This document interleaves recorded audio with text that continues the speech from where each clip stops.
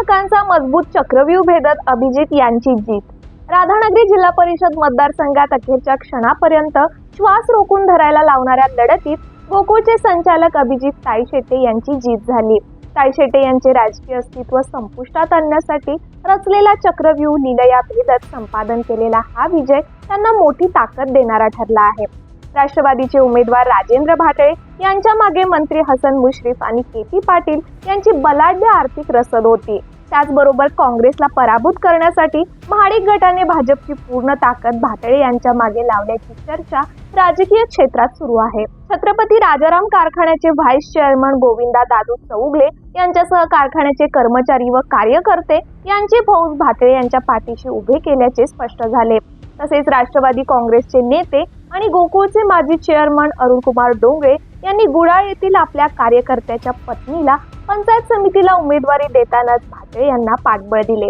गोकुळच्या माध्यमातून ही कार्यकर्त्यांची ताकद भाटळे यांच्या मागे उभी केल्याचे स्पष्ट झाले. दुसरीकडे पालकमंत्री प्रकाश आंबेडकर यांची ताईशेटे यांच्या पराभवासाठी आपली सर्व ताकद पणाला लावणार हे स्पष्ट होते. ताईशेटे यांना पराभूत करण्यासाठी आंबेडकर यांनी भाजपचे संभाजी आरडे यांना सोबत घेण्याचा प्रयत्न केला. संभाजी आरडे यांची प्रचार यंत्रणा पाहता त्यांची मते 2,500 ते 3,000 पर्यंत पोहोचणे क्रमप्राप्त होते.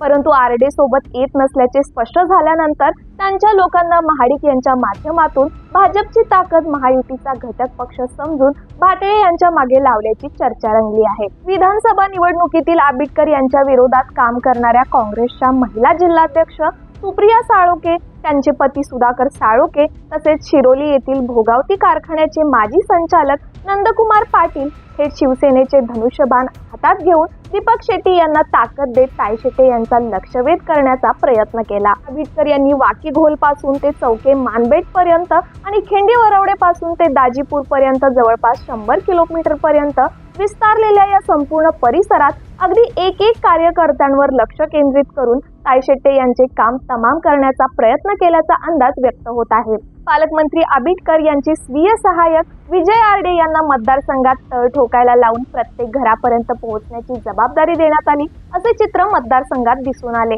कधी प्रत्यक्ष तर कधी अप्रत्यक्षपणे दूरध्वनी संपर्काद्वारे कार्यकर्त्यांवर साम दाम दंड भेदाचा वापर करण्यात आला, ज्यामुळे ही निवडणूक अत्यंत अटीतटीची बनली.